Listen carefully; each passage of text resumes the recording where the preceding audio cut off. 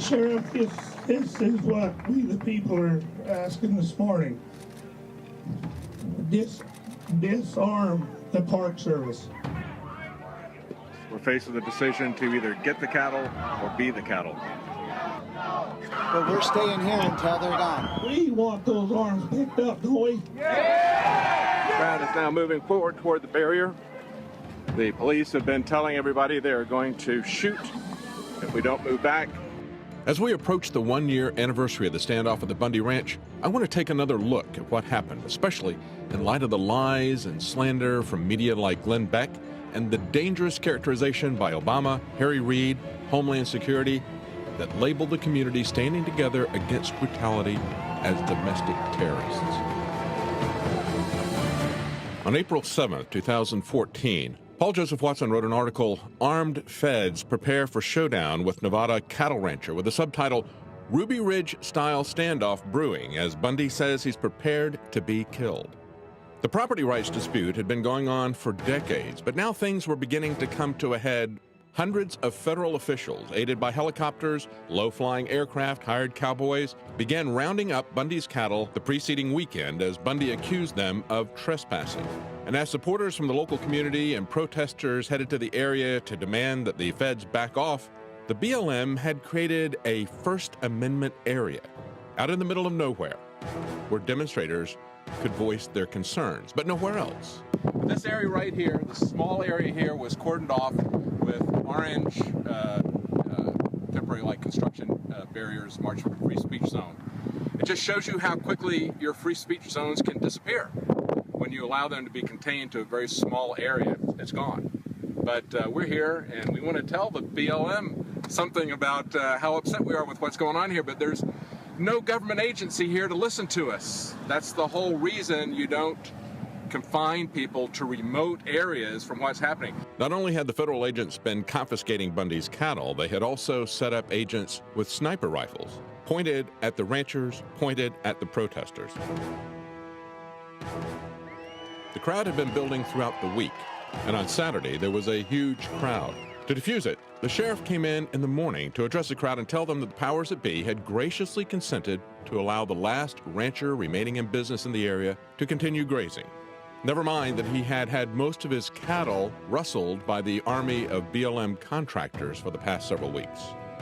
With that being said, I believe a press release has already been put forth that the BLM is going to cease this operation. The Gold Butte allotment will be reopened to the public. Much to the surprise of the sheriff, Bundy said that wasn't good enough. Sheriff, this is what we the people are asking this morning. Disarm the Park Service. Right. Yeah.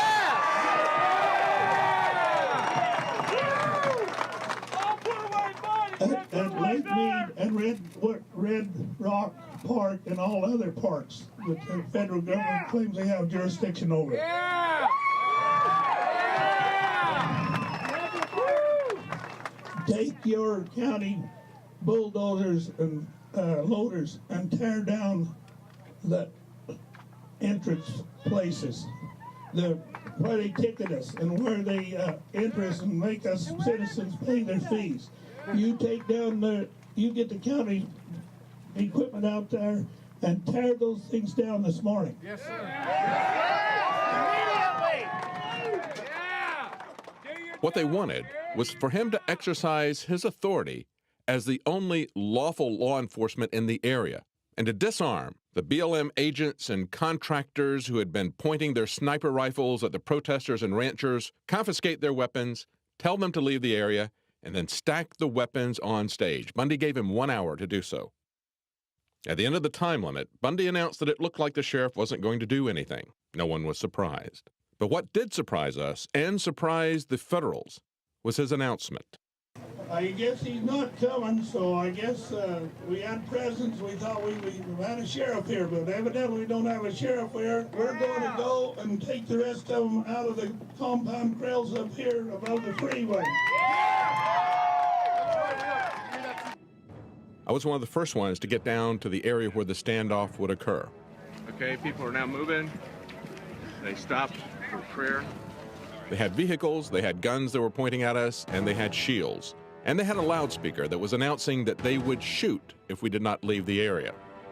The only mainstream media that was in attendance was one cameraman from Fox News. He desperately wanted to get over to the BLM and interview them, but he was scared to death, as you can see in this video, that they were going to shoot him. He kept announcing that he was with Fox News. He pulled up his shirt to show that he wasn't armed. They kept telling him to go back. They did not want him to come to interview them. They were in a fighting stance.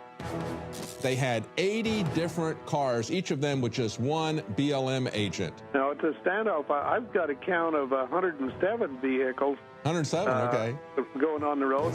That's And, you know, the thing of it is all 107 those vehicles were armed with armed army. Yes. That always fascinated me. Absolutely. Why would the state highway patrol allow an army like that onto their highway, and then why would that army be able to pass through the city of Mesquite without, you know, any resistance, through the state of Arizona without any resistance, through the port of entry into Utah without any resistance, and that army disappeared in the state of Utah? And not one media, no question. That army went across the United States without one question asked. An army of BLM agents, 107 cars of armed men. This is exactly what the Posse Comitatus Act prohibits. It's not just a prohibition of the military being used for law enforcement. Understand that Posse Comitatus is Latin for the power of the community. The Posse Comitatus Act prohibits the president from usurping the true Posse Comitatus, the true power of the community, with his own posse of armed federal agents. There were clear distinctions, too, from Ferguson and other places where we've seen protests about a government that's out of control. In Ferguson, businesses in the community were destroyed and burned. As InfoWars has pointed out, in Ferguson, these looters were coming from outside of the community. They were not the core protesters. And of course, the same thing could have happened at Bundy Ranch. I believe the reason that it didn't was because the militia threw out people who were dangerous or provocateurs. People like Jared Miller, who later shot 2 cops in Vegas. But rather than give the militia credit for expelling people like Jared Miller, the media used it to demonize them. Another difference about the Bundy Ranch was that there was a clear, achievable objective. The people were peaceful, but they were determined.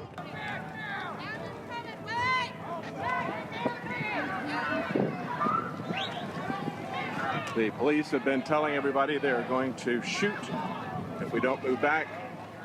People are moving forward with their hands in the air, holding flags with both hands in the air. It's a mixture of people on foot, as you can see, people on foot, and cowboys. They decided they're going to pull those pins, but it's only going to be Bundy and his sons. That's it. It's the people or not, and you guys need to leave. Okay. You need to leave. That's the and I'm term. telling you, you need to de-escalate the situation. No, I'm you need imploring to leave. upon you your responsibility to de-escalate.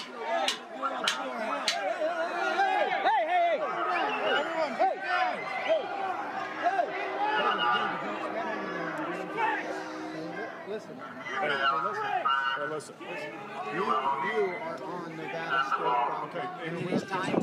No, there's a time. The time is now. We're doing that. No, the but time you need is to push now. these people back so they can do it safely. Push them back so they can do it safely. Cattle are coming in 30 minutes, but we're staying here until they're gone. Okay? That's what we're doing. I can back some of these guys up if you promise they won't run me and my partner down. Whatever you tell us to do, All right. as long as it's not to compromise this mission, we will do. You have authority. All I ask you to do is just hang tight. And, So we're all right where we're at? Yeah. Okay. This is 1776. No, it's not. That's right. What happened, what we call the Boston Massacre, was an angry mob. You can call them a bunch of drunk rowdies. It's just like guys that like barroom brawls. I just love being in a fight. There's guys like that. They're belligerent. They'll fight anybody. We were misrepresented by powerful voices. So these people who hold themselves out to be patriots are not. They're nothing more than domestic terrorists. We rode over there. We didn't come charging, guns a-blazing. We were not armed. There were a couple of cowboys that had rifles in their boots, their saddle boots. There was 1 or 2 riders that may have had a sidearm on their persons. None of them drew them from their scabbards, from the boots.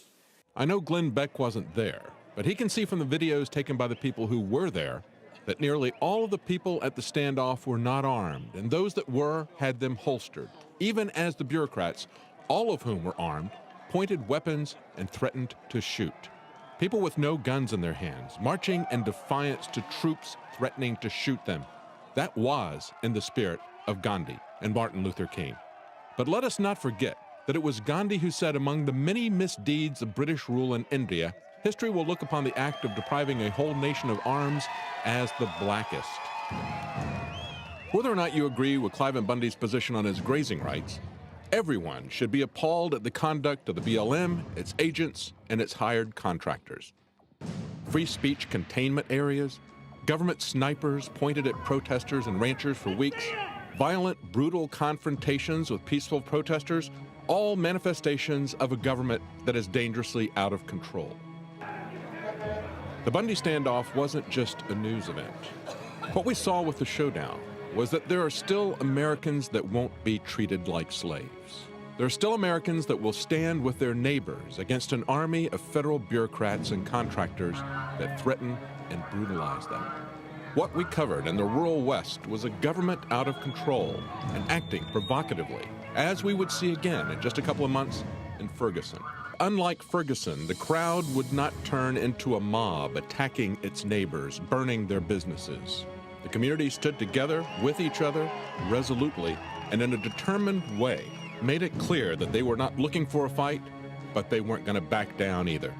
What the Bundy family and their neighbors demonstrated to the nation was that power truly lies with the community, and that when the community stands together, neighbor with neighbor, against a violent and brutal government, the thugs will back down and slink away.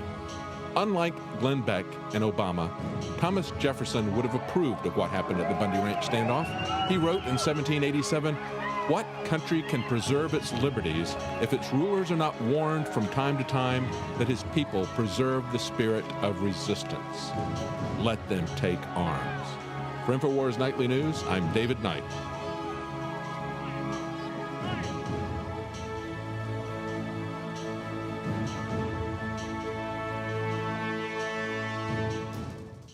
Hi, I'm Alex Jones. Most of you know me as a syndicated radio host and documentary filmmaker. When I got on air 20 years ago, I was only 21 years old. And if you go back 20 years ago, I weighed 180 pounds. I jogged 6 miles every other day. I lifted weights 5 days a week. I could swim 2-3 miles. Then I discovered the New World Order, the globalists, their agenda. I started an access television show. Shortly after that, I was able to get a local radio show. I was so dedicated to my work and hanging around with radio guys that I began drinking. I began smoking cigars and then even cigarettes. I transformed from looking like a white Bruce Lee to looking like a Jabba the Hutt. It was my friend Tommy Pilata, a film producer. He said, "Alex, you're killing yourself not caring about your body. You're gonna end up having a heart attack when you're 50 years old. You gotta stop." And so I began a journey 5 years ago to shed the almost 100 pounds. The first 3 years, I lost about 25 pounds. It was super hard. I started taking Super Male Vitality and saw dramatic results in just a few weeks. When I added to the mix the key products developed by Dr. Group for InfoWarsLife.com, the results were incredible. The problem was, though, I'd never been a vitamin and mineral and supplement taker before, so I kept forgetting to do it. Just a month and a half ago, I asked the crew to take a photo of me in the same lighting to see what I could do in just a month and a half by taking the Oxy powder, by taking the Survival Shield X2 and the other InfoWarsLife.com products to see if it accelerated it. And it did. This is what happened in just 45 days. We took this photo back there in the back office, and I already lost a lot of weight, but I lost another 6 pounds with the Oxy powder and the other products at InfoWarsLife.com. And this photo was just taken a few days ago. And it wasn't just the acceleration of weight loss. My muscle mass increased, along with my stamina and overall energy and libido. Take the InfoWarsLife.com challenge today and transform your body. I'm getting back to where I was 20 years ago. We've got to get our temple straight before we can go out and fight the globalists, and that's what these products have helped me do. Check them out today at infowarslife.com, or give our crew a call. They can answer all your questions or tell you about any of the specials at 888-253-3139. Today is the day to take the InfoWarsLife.com challenge and to secure your bottle of Super Male or Super Female Vitality. As we approach the one-year anniversary of the standoff at the Bundy Ranch, I want to take another look at what happened, especially in light of the lies and slander from media like Glenn Beck and the dangerous characterization by Obama, Harry Reid, Homeland Security that labeled the community standing together against brutality as domestic terrorists.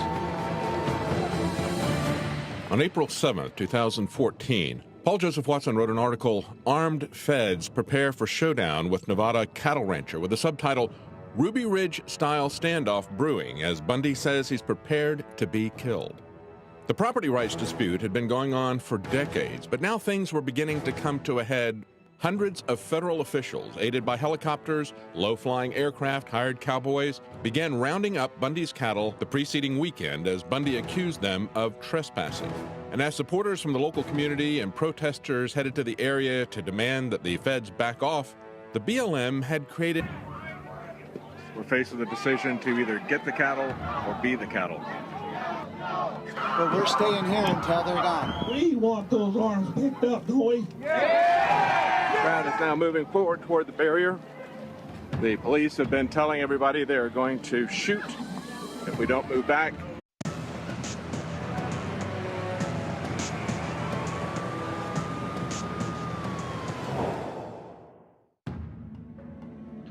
Sheriff, this is what we the people are asking this morning. Disarm the Park Service.